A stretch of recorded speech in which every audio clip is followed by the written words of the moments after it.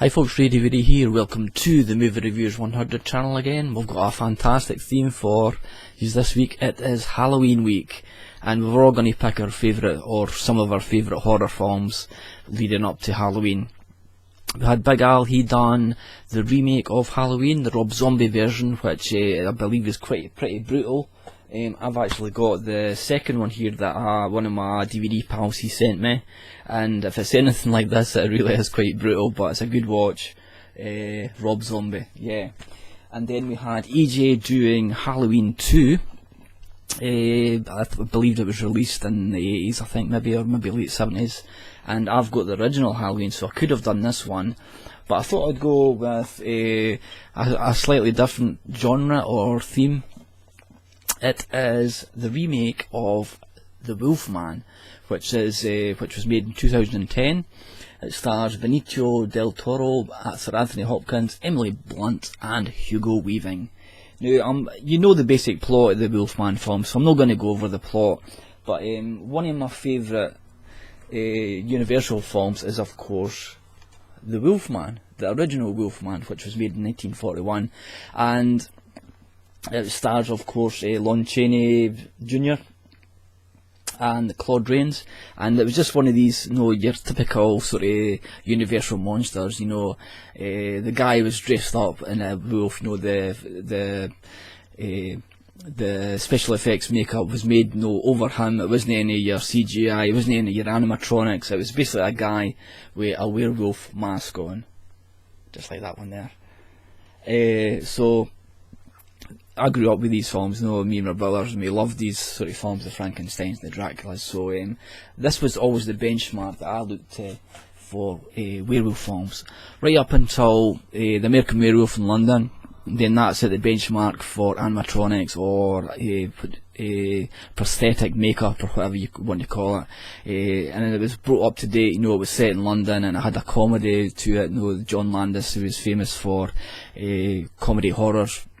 And that became my top horror film, and there was loads of werewolf films that came and were made in that time, right back from the 40s and stuff like Cursed that I've got here, which was it stars Christina Ricci, Shannon Elizabeth, and Joshua Jackson of all for Fringe. He's in it. Terrible film, terrible CGI werewolves and stuff. And stuff like the remake, American Werewolf in Paris, really, really ridiculous and pretty bad. Another worthy addition is Dog Soldiers. It was a British film, and the werewolves in this were pretty good, as you can see from the back there. They were like good prosthetic makeups, and made the werewolves to look more sort of human-like, which I always believe like your werewolf should be. It shouldn't be like a wolf, a pure wolf. It should be a man with the wolf characteristics. And then you would have stuff like Wolves and True Blood, where it was just basically like big Alsatians in it and stuff. So like I say, American Werewolf and the original Wolfman was always going to be my favourites. Another worthy addition is The Company of Wolves, which is like based on a fairy tale.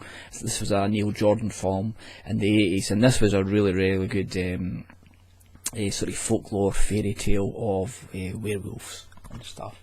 So getting back to the subject, the Wolfman, yeah. So like I say, I wasn't impressed with any werewolf films up until this film actually. Even when I seen the trailer for this and read it in magazines, I thought, oh, it's not going to be a patch on like the original Wolfman and stuff. And then I bought it on Blu-ray. And I have to admit, I absolutely love this film now. It gets pretty poor scores in IMDb. I think it's like 5.5 stars or something, and people are pretty sort of damning on it and stuff. But I just love it. It's harks back to the original, and even more so with the Lon Chaney Jr. and Claude Rains. They were set. It was set in like sort of Victorian castles and stuff, but it had that 1940s feel about it. Whereas this film, it harks back to Victorian times, the times of Jack the Ripper and stuff. And basically it was directed by Joe Johnston, who was a special effects guy in the late 70s and early 80s. He did loads of work on like the original Star Wars films, Empire Strikes Back, Raiders of the Lost Ark, and then he became a director, excuse me, and he would direct stuff like the what was it called? Let me think. Jurassic Park 3. Couldn't remember the name there. He directed that, and I thought he did a pretty good job of it. It was I think the first Jurassic Park was the best, and then the third one is a worthy second, I believe. And then he would do stuff like Jumanji and a couple of other films, and then he made this film, and I absolutely love it. The casting in it is absolutely amazing. Benicio del Toro is brilliant as Larry Talbot. No, he's got that sadness about him, that melancholy, and he makes the whole character. No, he rounds out the character, and also worthy of Sir Anthony Hopkins. I'm a huge Sir Anthony Hopkins fan, and he plays the father to chilling effect in this. He's like the iceberg. The estranged son, Larry Talbot, comes back to bury the dead brother, and you can see just the pair of these on screen. You can see they've had a history, and all that sort of baggage that comes with it and stuff. They're top actors. Then you've got Hugo Weaving in it, who plays Inspector Aberline, who, if a lot of you know about Jack the Ripper, he was actually a real life detective. He was on the case of Jack the Ripper, and it was interesting that they brought him into the Wolfman, which gave it a nice wee twist. I like them Jack the Ripper sort of films as well. And the set designs, the costumes, the actual look of the cinematography of this film is absolutely beautiful. It just it gives that sort of Victorian, dark, sinister, brooding look to a film as well. And also a big thing about any film at all that I really enjoy is the music, and this music really is beautiful in this. And of course, when you realise that it was composed by Danny Elfman, then you know straight away that it's going to be a good musical soundtrack. Just Danny Elfman, he makes absolutely beautiful music. Any film is enhanced with Danny Elfman's film scores. And then on to my pet peeve is the actual werewolf transformation and the werewolf makeup. You've got Rick Baker, the guy who did the American Werewolf films, who loved the original Wolfman, the original Frankenstein. He was the guy. He loved these films, and that's why he got into creating special makeup effects and stuff. It was 3D films.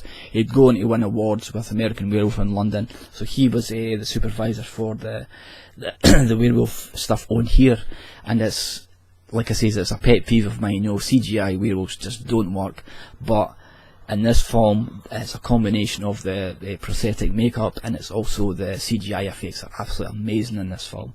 And like I say, it's 5.5 on IMDb, but I give this a 9 out of 10. It's a long film. It's 2 hours long, but it also it lets the story develop, it lets the characters develop, and the fight scenes are great in it. They're pretty brutal, and they're no overbearing in the film. It's not like just a CGI effects film. I guess the characters room to breathe in that. So it's a bit a rambling video this week, but thanks for watching. Look out for the rest of the guys' reviews during the week. I'm sure there's going to be loads of good stuff because it's Halloween week. Thanks for watching, and please subscribe and look out for the boys' YouTube videos during the week.